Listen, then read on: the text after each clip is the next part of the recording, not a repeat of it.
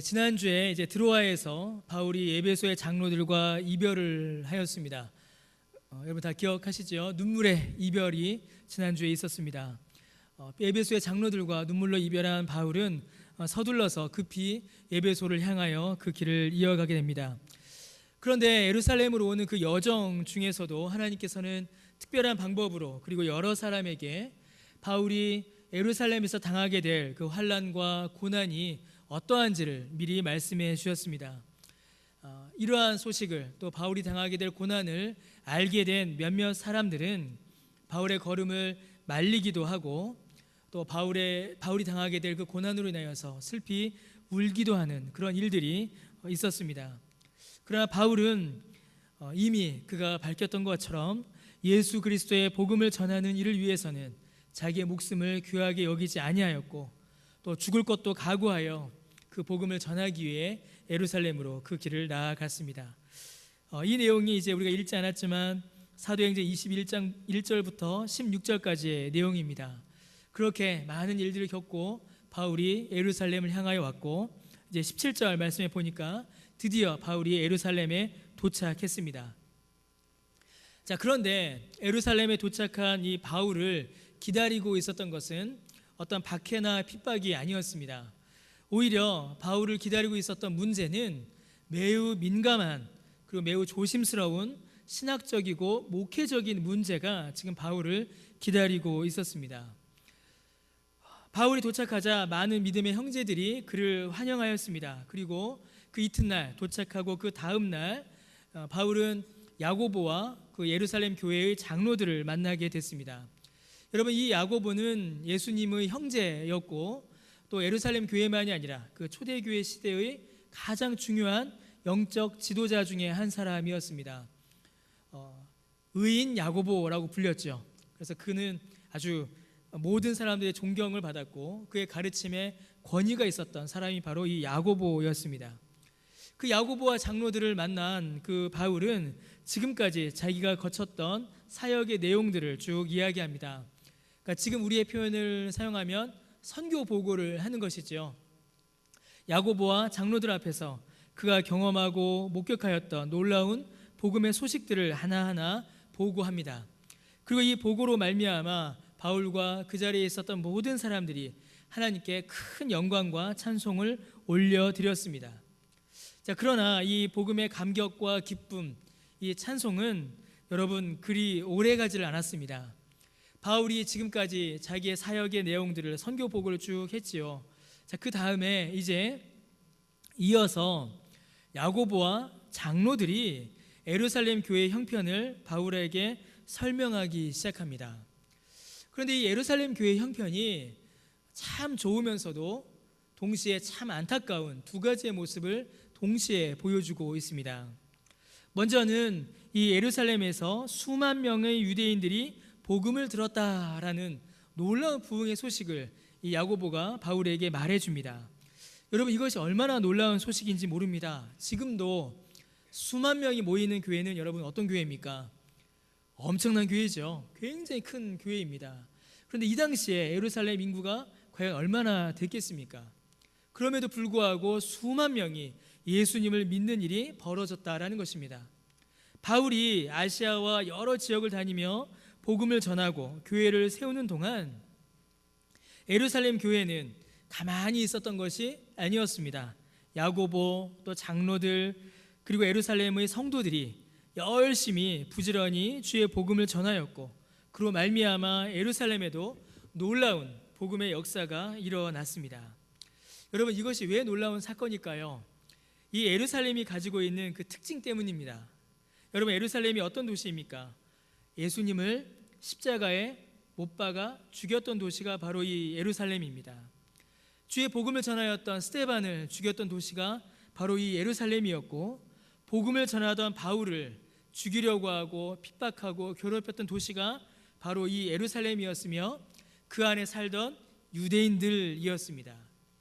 그런데 하나님의 복음의 역사가 충만히 그 땅 가운데 일어나서 그 예루살렘에도 수만 명의 사람들이 예수님을 믿고 또 교회를 이루고 많은 학자들은 여기에 모이는 장로가 아마 70명이었을 것이다 이렇게 추측을 합니다. 무려 장로가 70명이나 세워지는 놀라운 교회의 부흥의 역사가 그 예루살렘 땅에 일어났던 것입니다. 자, 그러나 이 뒤이어 전해진 예루살렘 교회의 형편은 사실은 매우 안타까운 모습을 보여주고 있습니다. 겉으로는 예루살렘 교회가 놀라운 성장을 이루었습니다. 놀라운 부흥을 이루었지요.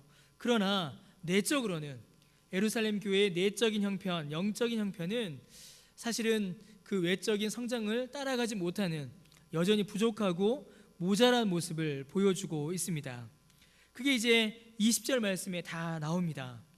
야고보는 수만 명의 유대인들이 예수님을 믿었으나 그들이 모두 율법에 열심을 가진 자들이다 라고 이렇게 설명을 합니다. 여러분, 예루살렘의 많은 유대인들이 복음을 듣고 예수님을 믿었습니다. 그러나 그들에게는 여전히 이 구약의 율법이 매우 중요한 역할을 하고 있었습니다. 그들은 이 율법을 매우 중요하게 여겼습니다. 이는 당연하죠. 이는 당연한 이치입니다. 왜냐하면 초대 교회와 신약 성경이 구약 성경과의 단절을 선언한 적이 한 번도 없기 때문입니다. 그러니까 사도들이 교회를 세우고 또 사도들이 교회를 향하여서 신약 성경을 이렇게 써서 보낼 때에 이제 구약 성경 우리는 안 본다, 구약 성경은 성경 아니다, 이제 신약 성경만 보면 된다라고 말한 적이 한 번도 없습니다. 초대교회만이 아니라 지금도 마찬가지이죠. 구약 성경과 신약 성경은 동일한 하나님의 말씀으로 여전히 우리의 믿음의 대상입니다. 더하여 초대교회 성도들은 이 구약 성경 안에서 예수님의 복음을 찾아내어 성도들에게 교훈하고 가르쳤습니다. 그리고 여러분, 우리가 신약 성경을 읽으실 때에 신약 성경을 쭉 보시면 여기에 보면 성경이라는 표현이 등장을 하죠. 신약 성경이 말하는 성경은 여러분 구약 성경을 가리킵니다. 구약 성경을 여전히 신약의 교회들이, 성도들이 받고 있었습니다. 그러니 여러분, 유대인들에게 이 율법이 여전히 중요할 수밖에 없는 것입니다. 더하여 이 유대인들은 복음을, 예수님을 믿기 이전에 이미 율법을 먼저 알던 자들이었고 그 율법 속에서 개인과 신앙의 정체성을 형성한 사람들이었습니다. 우리가 누구냐? 이러면 아브라함의 후손이다 이렇게 말하고요. 우리가 무엇을 잘했냐? 그러면 우리에게는 모세의 율법을 우리는 지키고 있었다 이렇게 말하는 자들이 그들이었습니다. 그러니 수천 년간 그들의 조상 때부터 이어져 왔던 율법의 중요성, 율법의 의미를 한순간 버리기가 여러분 쉽지 않았을 것입니다. 여러분, 그렇지 않으십니까? 우리도 예수님 믿기 이전에 가졌던 버릇들, 습관들을 예수님 믿었다고 하여서 한순간 끊어버리지를 못합니다. 여전히 우리에게 남아있고 가끔 지금도 나타날 수가 있는 것이지요. 이 유대인들에게 있어서는 그래서 모세의 율법이 여전히 매우 중요했고 그들의 신앙에 있어서 중요한 틀을 이루고 있었습니다. 그들 대부분, 이 유대인 그리스도인들은 그들 대부분은 예수님을 믿어 구원을 얻고 율법을 지켜 구원을 유지한다라고 그들은 믿고 있었습니다. 그리고 그렇게 가르치고 있었죠. 왜냐하면 구약 성경이, 율법이 여전히 중요했기 때문입니다. 여러분, 물론 지금 우리의 신학으로 볼 때에, 또 지금 우리가 알고 있는 성경의 교훈으로 볼 때에, 그리고 바울이 전한 복음의 내용들을 통해서도 이들의 주장과 이들의 믿음이 잘못되었다라는 것은 우리가 쉽게 알 수가 있습니다. 그들은 복음을 들었지만 아직 온전히 복음에 대한 지식과 믿음이 자리 잡지 못한 상태였던 것입니다. 자, 그런데 그러나 여러분, 우리가 본문을 통하여서 유심히 보셔야 할 것이 하나 있습니다. 예루살렘 교회의 유대인 출신 그리스도인들이 이런 연약함을 가지고 있었는데 어느 누구도 그들을 향하여서 정죄하지 않고 있다라는 것입니다. 야고보도, 바울도, 심지어 그 교회 장로들도, 그 어느 누구도 유대인 그리스도인들이 예수님을 믿지 않는다라고 말한다거나 그들이 교회에 들어오지 않았다라고 말한다거나 그들에게 하나님의 구원의 은혜가 주어지지 않았다라고 어느 누구도 말하고 있지 않고 있습니다. 여러분, 이 사실이 너무나도 중요합니다. 야고보도, 장로들도, 바울도 그들 모두를 주님의 교회의 지체로 지금 받아들이고 있는 것입니다. 여러분, 이 사실은 매우 중요합니다. 지금 예루살렘 교회의 유대인들은 예수님을 믿은 자들입니다. 그러나 아직 부족한 자들인 것이지요. 여전히 그들은 부족함을 안고 있는 그러한 자들이었습니다. 여러분, 그 예루살렘에 있는 유대인 그리스도인들에게 바울이 온다라는 소문이 전해졌습니다. 그리고 모든 소문이 그러하듯이 바울이 온다라는 소문도, 바울에 대한 소문도 부풀려지고 왜곡되기 시작했습니다. 여러분, 바울은 한 번도 율법을 부정하거나 폐한 적이 없습니다. 그는 오히려 유대인들이 깨닫지 못하였던 율법의 원래의 의미, 율법의 본질적인 의미를 사람들에게 알려주어서 더욱더 분명히 복음을 전하였습니다. 여러분, 바울은 할례를 어떻게 대했을까요? 바울은 할례를 부정하지도 않고 인정하지도 않았습니다. 그는 할례 받아야 구원받는다라고 주장하는 그러한 사람들의 주장은 정말 완벽하게 배척을 했습니다. 그러나 동시에 자신의 영적 자녀인, 영적 아들인 디모데에게는 할례를 또 받게 했습니다. 바울은 할례에 대해서 긍정도 부정도 아닌 그냥 같이 중립적인 입장을 취하고 있었던 것이지요. 더 나아가 바울은 유대인들의 구원을 위해서라면 자기의 구원이 취소돼도 좋다라고 말할 정도로 유대인들을 사랑하는 사람이었습니다. 그의 마음속에는 유대인을 향한 사랑, 유대인을 향한 그 구원의 소원이 항상 충만한 그러한 사람이었습니다. 자, 그런데 바울에 대한 소문은 정반대로 예루살렘에 전해졌습니다. 바울이 모세를 배반하였고 율법을 폐하였으며 유대인들을 외면하고 미워한다라는 그런 소문이 예루살렘에 퍼져나가기 시작한 것입니다. 그러한 소문이 먼저 도착했고 그 다음에 바울이 예루살렘에 도착했습니다. 자, 그런데 여러분, 더 큰 문제가 이제 일어나는 것이죠. 바울에게는 이런 헛소문을 설명하거나 변명할 틈이 그에게는 없었습니다. 그에게는 시간이 부족했습니다. 유대인 출신 그리스도인들은 바울에 대하여 분노하기 시작했습니다. 지금 이 상황이 매우 급박한 상황인 거예요. 바울은 도착하고 바울에 대한 미움과 헛소문은 이미 충만하고, 그러니 예루살렘 교회에 있는 유대인들은 바울에 대하여 분노하기 시작했습니다. 오해와 헛소문은 걷잡을 수 없이 퍼져나갔습니다. 여러분, 바울이 예루살렘에 와서 만난 첫 번째 위기는 유대교와 로마의 핍박이 아니었습니다. 바울이 예루살렘에 도착하여서 만나게 된 첫 번째 위기, 첫 번째 위험은 예루살렘 교회를 이루고 있는 믿음의 형제들이었습니다. 그들에게 먼저 공격받고 먼저 미움을 받을 수 있는 그런 상황에 바울이 처한 것입니다. 여러분, 이 일은 아주 심각한 문제입니다. 이 일은 정말 심각한 문제가 되는 거예요. 이거는 말로 할 수가 없는 문제죠. 왜냐하면 바울이 도착했습니다.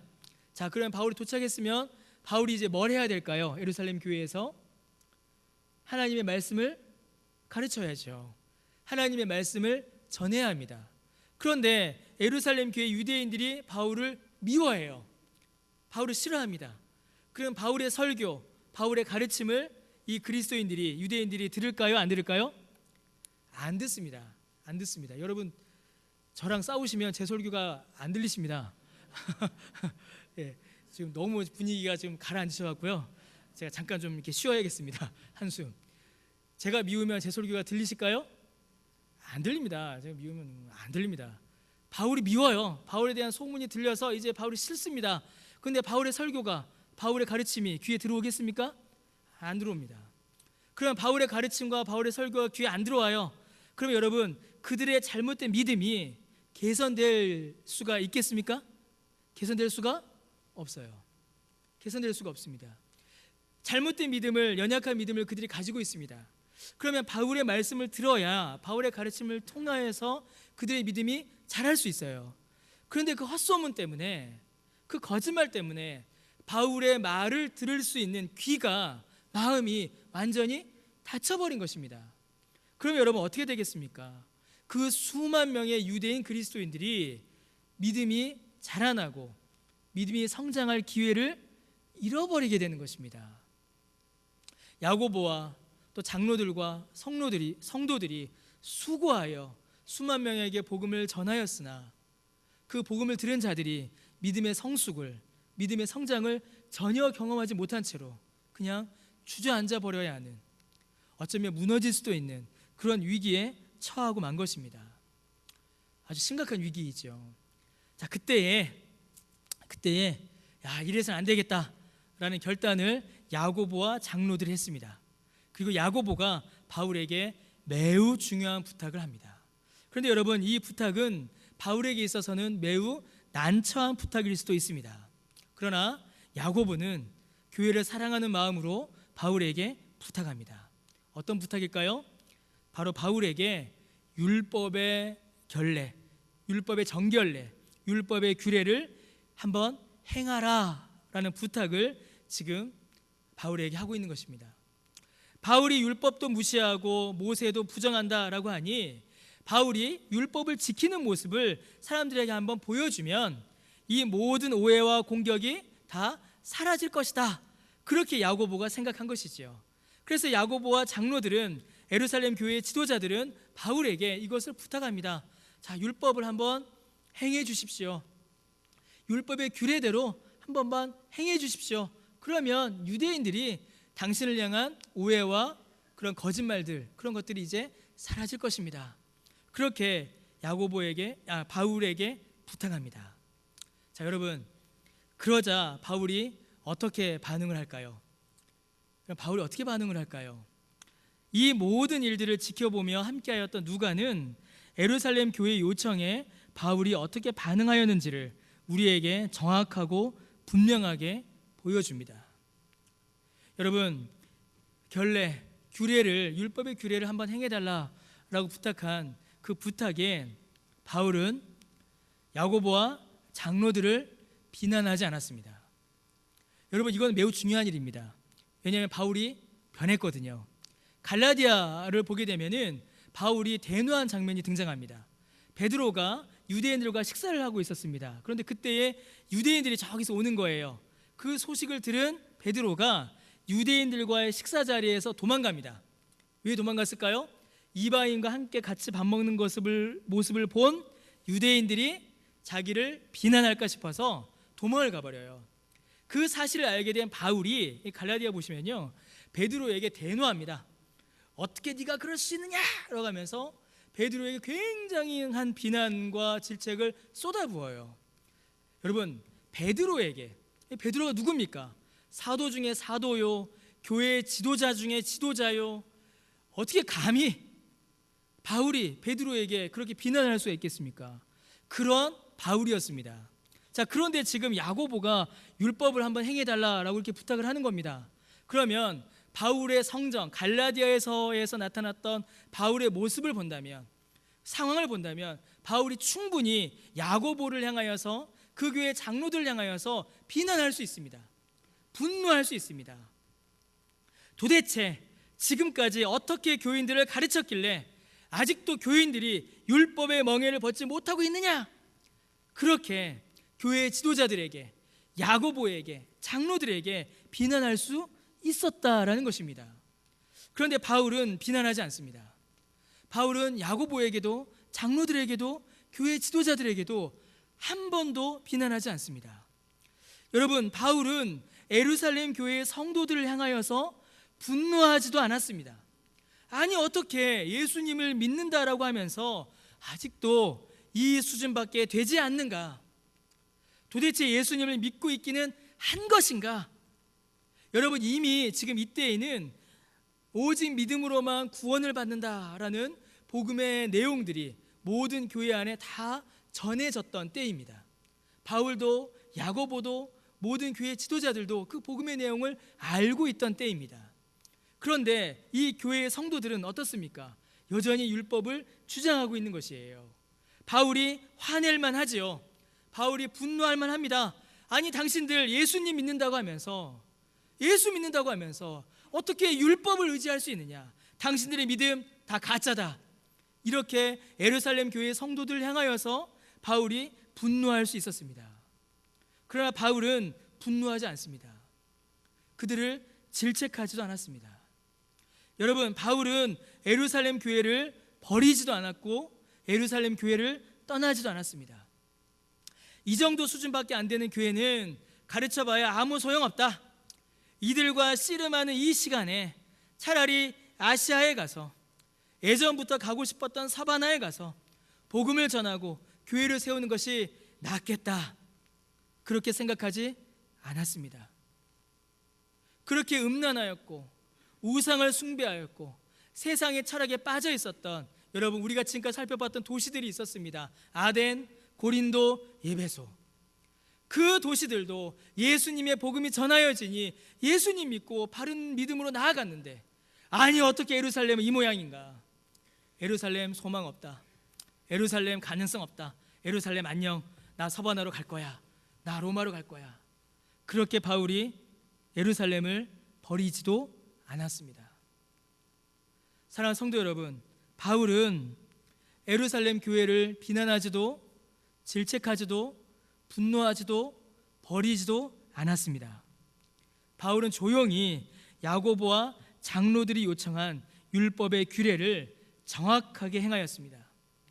바울은 비난하고 정죄하고 분노하고 질책하기보다는, 여러분, 바울은 그들과 함께하기로 결정한 것입니다.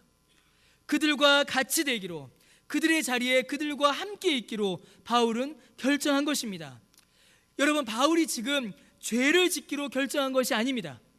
바울이 지금 율법을 지켜야 구원받는다라는 그 잘못된 가르침을 그가 받아들인 것도 아닙니다.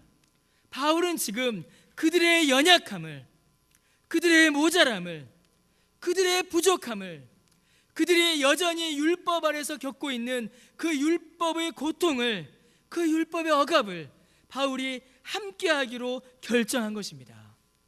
그들을 비난하고 질책하고 그들을 버리기보다 그들의 고통과 그들의 안타까움과 그들의 불편함과 그들의 연약함 안에서 그들과 함께하기로 바울이 결정한 것입니다.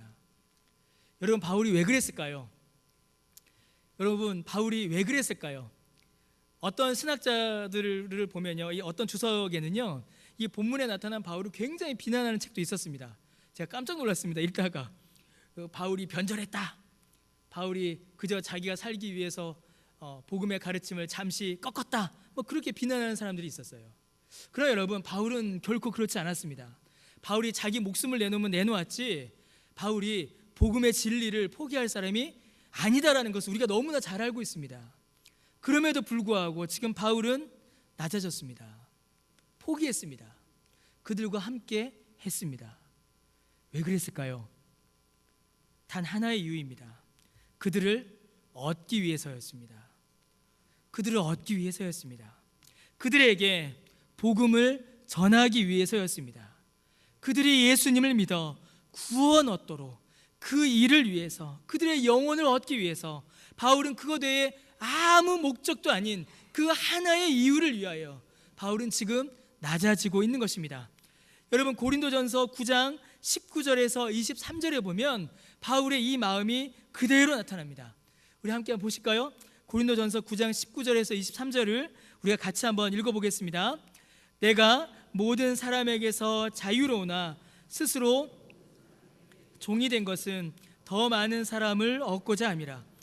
유대인들에게 내가 유대인과 같이 된 것은 유대인들을 얻고자 함이요, 율법 아래에 있는 자들에게는 내가 율법 아래에 있지 아니하나 율법 아래에 있는 자같이 된 것은 율법 아래에 있는 자들을 얻고자 하며, 율법 없는 자에게는 내가 하나님께는 율법 없는 자가 아니요 도리어 그리스도의 율법 아래에 있는 자이나 율법 없는 자와 같이 된 것은 율법 없는 자들을 얻고자 함이라. 약한 자들에게 내가 약한 자와 같이 된 것은 약한 자들을 얻고자 함이요, 내가 여러 사람에게 여러 모습이 된 것은 아무쪼록 몇 사람이라도 구원하고자 함이니, 내가 복음을 위하여 모든 것을 행함은 복음에 참여하고자 함이라. 여러분, 이것이 바울의 마음이었습니다. 바울은 율법 아래 있지 않았습니다. 그는 결코 율법주의자가 아니었습니다. 그는 모든 율법에 예수 그리스도의 복음으로 자유한 사람이었습니다. 그러나 율법 아래에 있는 자들을 건지기 위하여 스스로 율법 아래에 있는 자와 같이 행했던 것입니다. 여러분, 바울은 무율법주의자가 아니었습니다. 그는 결코 방종하지 않았습니다. 그는 어느 누구보다 율법을 존중하며 경건한 삶을 사는 사람이었습니다. 그러나 그는 율법 없이 사는 사람들, 이방인들을 건지기 위하여, 그들에게 예수 그리스도의 복음을 전하기 위하여 그들과 같이 불편해도 어색해도 고통스러워도 싫어도 그들과 함께 그 고통을 감당했던 것입니다. 그들을 얻기 위해서였습니다. 그들을 건지기 위해서였습니다. 그들에게 생명의 복음을 전하기 위해서 바울은 그들과 함께 했던 것입니다. 사랑하는 성도 여러분, 바울의 이러한 모습은 예수님의 모습을 우리에게 보여줍니다. 여러분, 예수님께서 이렇게 하셨습니다. 여러분, 예수님이 죄인을, 비참한 사람을, 부정한 사람을, 고통하는 사람을 어떻게 대하셨는지 우리는 잘 알고 있습니다. 복음서에 보면 그게 너무나도 잘 나타나고 있지요. 여러분, 예수님께서 마태와 삭개오 같은 세리들을 여러분 어떻게 대하셨습니까? 야, 니들은 유대인이잖아. 유대인이면서 어떻게 율법을 어기고 더럽게 그렇게 세리 노릇을 하고 로마에게 세금을 바치는 매국노 짓을 하느냐? 예수님께서 그렇게 마태와 삭개오를 비난하지 않으셨습니다. 오히려 예수님께서는 그들에게 가셨고 그들에게 손을 뻗으셨고 그들을 부르셨습니다. 여러분, 미신에 빠져서 연못가에서 물이 동하기를 기다리던 병자에게 예수님께서 너는 어찌 그렇게 미련해서 미신에 빠져 있느냐, 그렇게 그를 질책하지 않으셨습니다. 오히려 예수님께서는 미신에 빠져서 거기서 고통하고 있던 그 앉은뱅이에게 은혜와 자비를 베푸시고 그를 일으키시고 그를 회복시키셨습니다. 여러 명의 남편을 거치고 사람들 없는 시간에만 겨우 나와서 물을 길러 나올 수 있었던 그 사마리아 여인에게 너는 어찌 그렇게 음란하냐, 어떻게 그렇게 죄를 즐기냐, 이 더러운 사마리아 여인아, 그렇게 그녀를 비난하지 않으셨습니다. 오히려 그녀에게, 그녀의 마음속에 영원히 마르지 않는 생수를 그 심령에서 솟아나게 해주셨습니다. 문둥병자를, 혈루병 앓던 여인을 더럽다, 부정하다, 어디 나에게 오냐 쫓아내지 않으시고 그들에게 예수님의 몸을 내어주시고 그들의 손을 잡아주시고 그들을 깨끗게 하여 주셨습니다.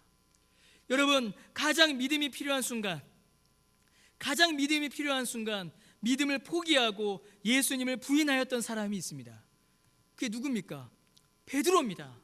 가장 믿음이 필요한 순간, 가장 믿음의 능력을 발휘해야 될 그 순간 예수님 부인하였고 예수님 거부했던 사람이 바로 베드로입니다. 그런데 그 이후에 예수님께서 베드로를 어떻게 대하셨습니까?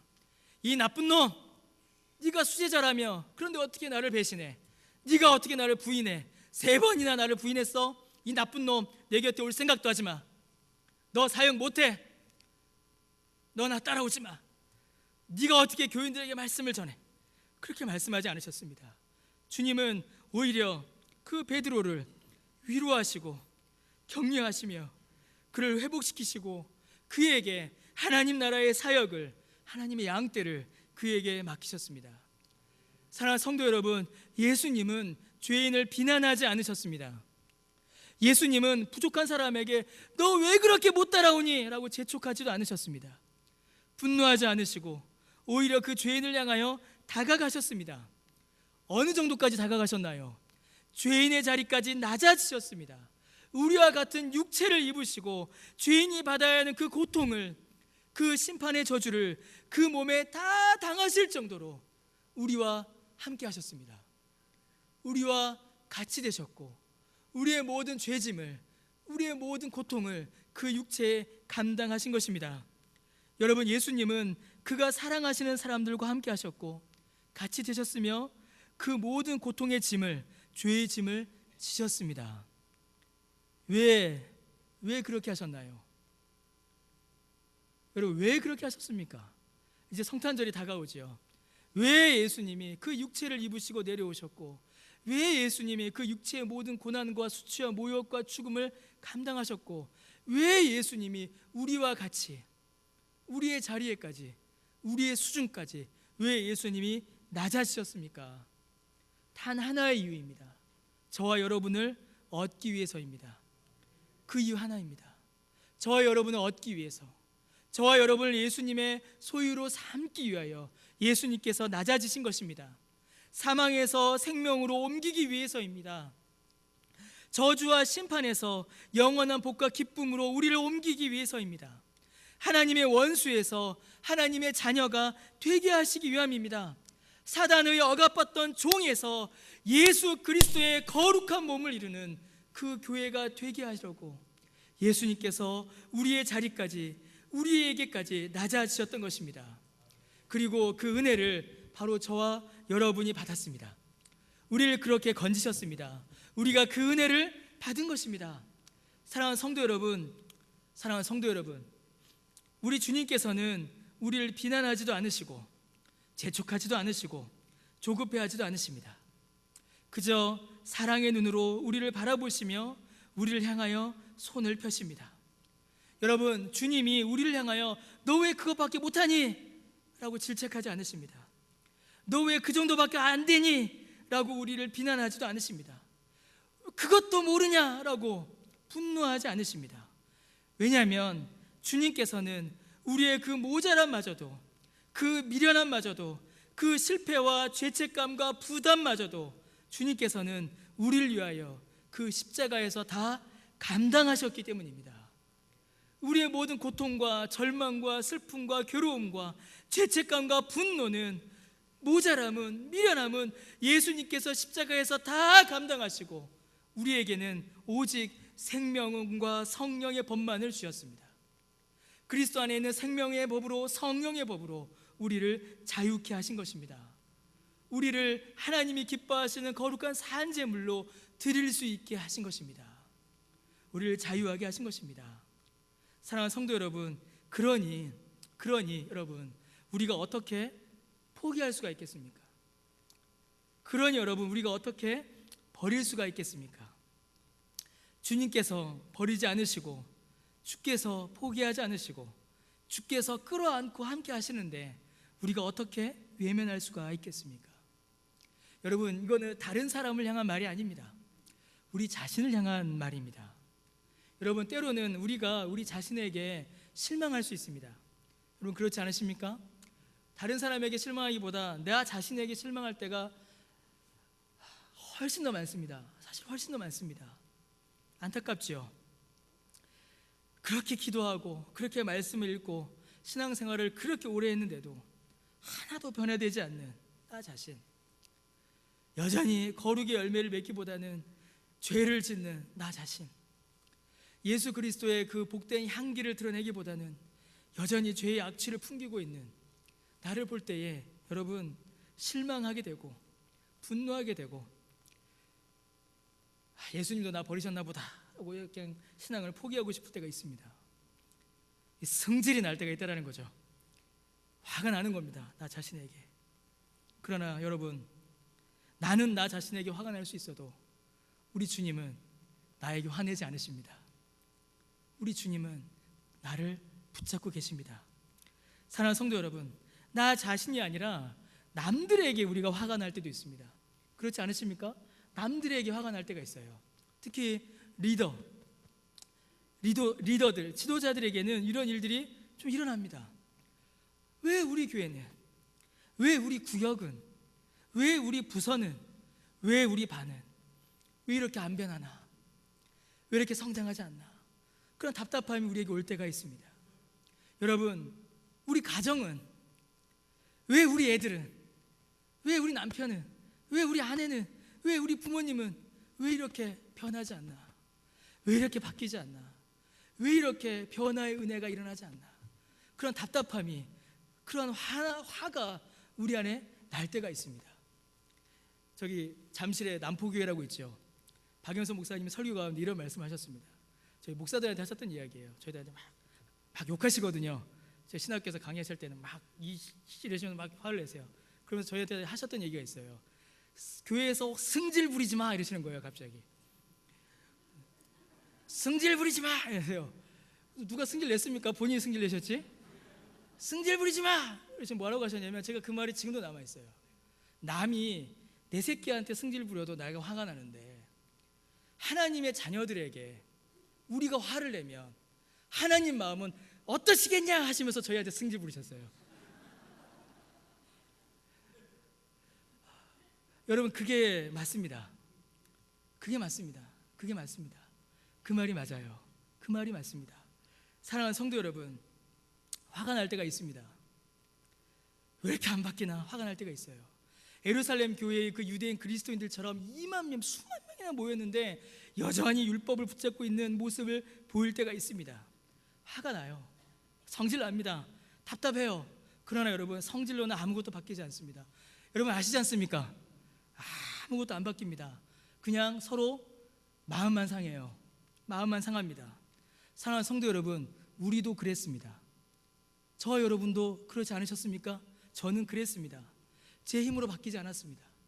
제 능력으로 바뀌지 않았습니다. 제 결단으로 바뀌지 않았습니다. 여러분, 바울이 얼마나 나쁜 사람이었습니까? 그러나 주께서 그를 버리지 않으시고 그와 함께 하시니 그가 새롭게 되었습니다. 그가 변화되었습니다. 여러분, 이미 제가 여러 번 말씀드렸잖아요. 제가 20대 때 어떻게 살았는지 다 아시지 않습니까? 여러분, 우리의 과거 어땠습니까? 우리의 옛날 어땠습니까? 그러나 그때에도, 그 답답해 보이는 그때에도, 화밖에 안 나는 그때에도 주께서 우리와 함께 하셨습니다. 내가 죄짓던 그때에 주께서 나와 함께 하셨고, 내가 미련했던 그때에 주께서 나와 함께 하셨고, 내가 예수 싫다고, 내가 교회 싫다고, 내가 더 이상 교회 안 다닐 거라고 그렇게 복음을 거부하고 있던 그때에도 우리 주님이 나와 함께 하셨습니다. 그리고 나를 건지신 것입니다. 나를 살리신 것입니다.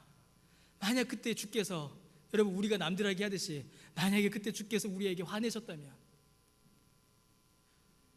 끔찍합니다. 생각만 해도 끔찍합니다. 만약 그때 우리가 죄 짓고 있던 그때에 만약에 주께서 우리에게 진노하셨다면, 내가 예수님 거부하고 있었던 그때에 만약에 주께서 우리를 질책하시고 우리를 비난하시고 우리를 거부하시고 우리를 버리셨다면, 여러분, 우리가 어떻게 됐겠습니까? 그런데 주께서 우리를 버리지 않으시고 우리를 비난하지 않으시고 우리를 향하여서 분노하지 않으시고 우리를 붙잡아 주셨습니다. 사랑하는 성도 여러분, 이것이 복음입니다. 이게 복음입니다. 주의 진노를 받아 마땅한 우리에게 주께서 진노를 베풀지 않으시고 오히려 사랑과 인자를 베푸셔서 건지신 이 소식이 바로 복음입니다. 사랑하는 성도 여러분, 우리에게 또 그 예루살렘 교회에게 함께 하셨던 주님께서 지금도 우리와 함께 하십니다. 그 은혜 가운데 우리가 있습니다. 그 은혜를 늘 누리시고 또 그 복음의 은혜 가운데 거하시는 저 여러분 되시기를 주님의 이름으로 축원합니다. 여러분, 인내가 필요하죠. 주께서 이루실 때를 바라보는 그 믿음으로, 주님을 신뢰함으로 또 살아가시기를 주님의 이름으로 축원합니다. 그리하여 이 복음의 놀라운 은혜가 우리 안에서 더욱더 풍성히 나타나고, 또 이를 통하여서 이 복음의 은혜가, 이 복음의 소식이 여전히 주님 앞으로 나오지 못하는 자들에게 전하여지는 놀라운 복음의 역사가 저와 여러분, 우리 모두를 통하여 충만하게 일어나기를 주님의 이름으로 간절히 축원합니다. 이 시간 함께 찬송하겠습니다. 우리 찬송가 288장 우리 함께 찬양하겠습니다.